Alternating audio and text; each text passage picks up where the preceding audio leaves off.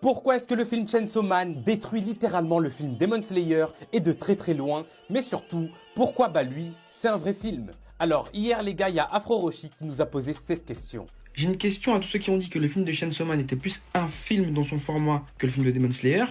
Et c'est important, faut que vous me répondiez. Vous avez dit que dans son format, le film de Chainsaw Man ressemble plus à un film parce qu'il a un début et une fin. Et moi, comme je kiffe les débats, toujours dans la bonne humeur et le respect, je vais essayer d'y répondre. Afro, moi en vrai, je suis grave d'accord avec toi pour dire que le simple argument de Chainsaw Man, c'est un vrai film juste parce qu'il y a un début et une fin, en vrai, il est claqué de ouf. L'argument, il est super nul. Mais par contre, je pense qu'il y a quelque chose de beaucoup plus profond qui se cache derrière juste cet argument selon moi. En fait, Chainsaw Man, c'est un vrai film comparé à Demon Slayer parce qu'il a la structure d'un film, tout simplement. Moi là, je vais vous donner ma structure classique d'un film. Donc toi là qui regarde la vidéo, ça c'est ma définition d'un vrai film.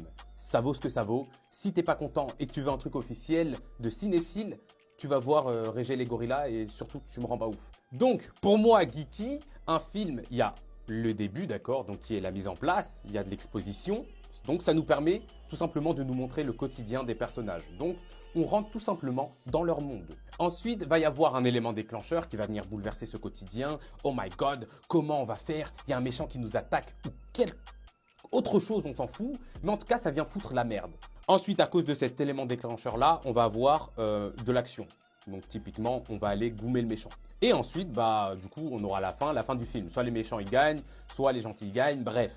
Donc là, tout ce que je viens de citer, en vrai, on retrouve tout ça dans Chainsaw Man. Avec en plus une animation, une direction artistique et une bande-son incroyable selon moi. Donc, on est d'accord. D'ailleurs, cette structure-là que je viens de citer, on la retrouve aussi dans les films que Afro, tu as cités. Par exemple, là, que ce soit Infinity War ou alors Endgame, même si c'est en deux parties, dans chacun de ces films, je suis désolé, mais on a cette même structure-là. Là, je ne vais pas m'attarder sur Harry Potter, etc. parce que je m'en rappelle plus, la vérité. Mais le problème avec Demon Slayer, c'est que les mecs, ils ont pas... En vrai, dans le film Demon Slayer, il n'y a pas cette structure-là. Bon, si on force vraiment, on peut y voir une structure similaire.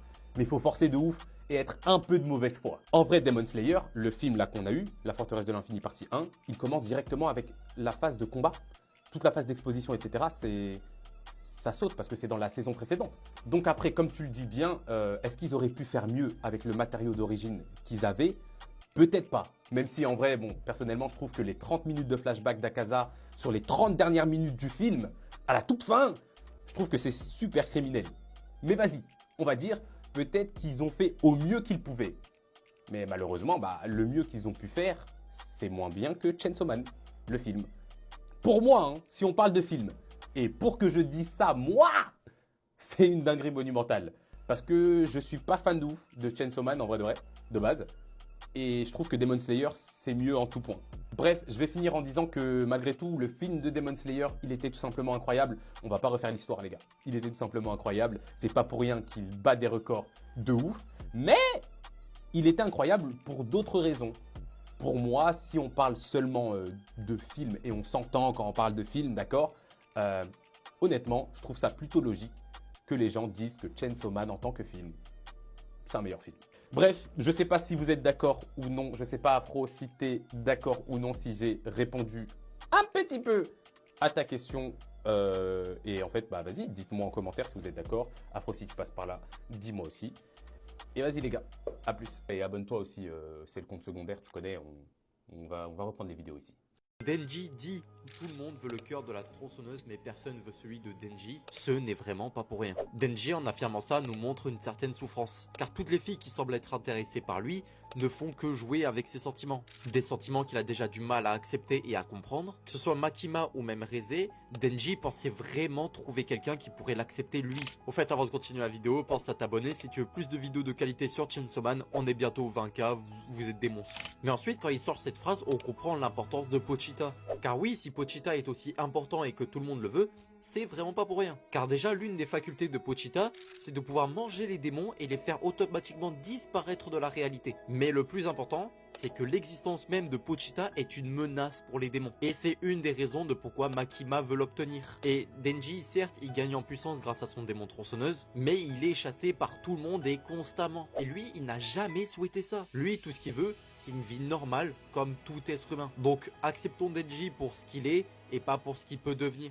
Quoi, cette scène? デンジ君、本当はね、私も過去へ行ったことなかったの。 Et traumatisante. Ici, alors que Reze aurait pu fuir à la campagne, vivre une petite vie paisible, elle décide de rejoindre Denji, consciente des risques que cela présentait. Et si elle a pris cette décision, c'est pour une seule et unique raison. Elle éprouvait de véritables sentiments pour Denji. Les deux ont souffert durant leur enfance, mais les moments qu'ils ont passés ensemble à l'école leur ont permis, l'espace d'un instant, d'oublier cette douleur. Que ce soit dans la piscine, en classe ou dans les couloirs, Reze a eu mille et une occasions de le tuer, mais elle ne l'a jamais fait. Parce qu'à cet instant-là, elle était heureuse. Alors quitte à être pourchassée jusqu'à la fin de sa vie, quitte à refuser cette tranquillité à la campagne, tant qu'elle serait avec Denji, elle serait heureuse. Elle en était persuadée. Mais alors qu'elle n'était plus qu'à quelques mètres du café où Denji l'attendait, Makima s'interposa sur son chemin et l'élimina. Quant à Denji, il attendra sans fin le retour de celle qu'il aime. Ignorant qu'elle n'est plus, il pensera qu'elle ne l'a jamais aimé et que tout cela n'était effectivement qu'un mensonge. Une théorie sur les gens qui ont bizarrement retourné leur veste sur Chainsaw Man. En un mois, c'est passé d'un manga de Sal Gunner au meilleur manga New Gen, juste parce qu'ils ont eu besoin de voir une bonne animation. Oui, en vrai, ceux qui ne parlent de Chainsaw Man qu'à travers l'animation et les combats, oui, c'est exactement ça. Mais il y a une partie dans ta vidéo quand même qui m'a interpellé. Ils n'ont ni compris l'œuvre ni le message de l'auteur en lisant le manga. J'ai même vu sur Twitter que Reze était l'âme sœur de Denji. Ouais, même pour moi, Reze c'est l'âme sœur de Denji. Denji l'a déjà oublié et est même passé depuis longtemps sur un autre dossier. Ne prenez pas vos désirs pour des réalités. Heureusement que Makima lui a tiré les cheveux dans une ruelle à la petite Reze, parce qu'en faisant ça, elle vous a tous mis une claque de réalité. Non, Denji ne l'a pas oublié. Mais pas du tout. C'est pas parce que Denji ne parle plus de certains personnages que ça veut dire qu'il les a oubliés. Denji n'a plus parlé de Power ou encore d'Aki. Et même de Nayuta. Depuis que Nayuta est morte, Denji n'a plus parlé d'elle. Pourtant, on sait à quel point Power et Aki étaient importants pour Denji. Parce que c'est quand même à cause de qui s'est transformé pour la première fois en Chainsaw Man. Et pour Nayuta, c'est tellement évident. C'est évident qu'il aime Nayuta. La partie 2, on l'a clairement, mais clairement vu. Mais ça n'enlève pas le fait qu'il ne parle plus du tout de Nayuta. Et on peut donc croire que Denji a oublié Nayuta, a oublié Aki, a oublié Power. Et du coup, on peut aussi croire qu'il a oublié Reze. Le passage de Reze était limite insignifiant dans le manga, et je suis sûr que vous savez maintenant pourquoi ils ont décidé d'en faire un film. Tout ça pour dire qu'il suffit d'une bonne animation pour tous vous faire sucer le canon. Pourtant, dans un chapitre, je pense que le chapitre 128 ou 138, enfin c'est l'un des deux, on présente très clairement les personnages ou les personnes que Denji a aimés. Puisqu'il le dit lui-même, toutes les personnes que j'aime disparaissent. Et parmi ces personnages, il y a Aki, Power, Reze, Nayuta. Reze a marqué Denji. Et c'est pas parce que l'arc Reze est court que ça veut dire que l'arc n'a pas été important pour Denji. N'oublions pas que Denji a littéralement voulu tout laisser pour Reze. C'est la vie que Denji a toujours voulu. Vouloir manger à sa faim. Vouloir dormir sur un matelas ultra doux. Vouloir travailler tranquillement et rentrer chez lui. Il a voulu abandonner tout ça pour Reze. Donc t'inquiète. T'inquiète qu'il n'a pas oublié Reze. Oui, il a rencontré Asa. Mais ça ne veut pas dire que Reze n'était pas son âme sœur. Tu peux avoir rencontré ton âme sœur, l'a laissé, mais ça ne veut pas dire que cette personne n'était pas ton âme sœur. Mais c'est juste que tu as laissé ton âme sœur pour une autre personne. Et même Asa, quand Shi lui a montré qu'elle n'avait plus d'organes, Denji s'en foutait de regarder si elle n'avait plus d'organes. On sait ce que Denji regardait. Il était focus sur autre chose. Ou même encore, quand la petite qui a fait le pacte avec le démon MST lui a présenté sa photo d'elle toute nue. Mais lui, il était encore ailleurs. Pourtant, pour vous, Denji n'a qu'à ça là maintenant. Ça ne change pas le fait qu'il apprécie à ça. Denji vit au jour le jour. Littéralement au jour le jour. Ce qui m'arrive maintenant, je vis avec ça maintenant.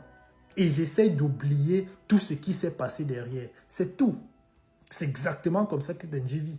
Mais il n'oublie pas forcément. Il essaie d'oublier parce qu'il a toujours vécu au jour le jour. Et c'est ça que lui-même il a dit. Tant qu'il aura de la nourriture et des femmes, il essaiera toujours de vivre heureux. Mais ça n'enlève pas le fait qu'il n'oubliera pas les personnes qui ont marqué sa vie. Et Reze fait partie des personnes qui ont marqué sa vie. Là, elle est littéralement parmi ces personnes. Donc tu peux tout dire, sauf dire que le passage de Reze était insignifiant. Parce que tu ne peux pas dire que c'est insignifiant pour Denji, mais on présente comment Denji, lui, parmi les personnages qui ont marqué sa vie, il y a Rezé.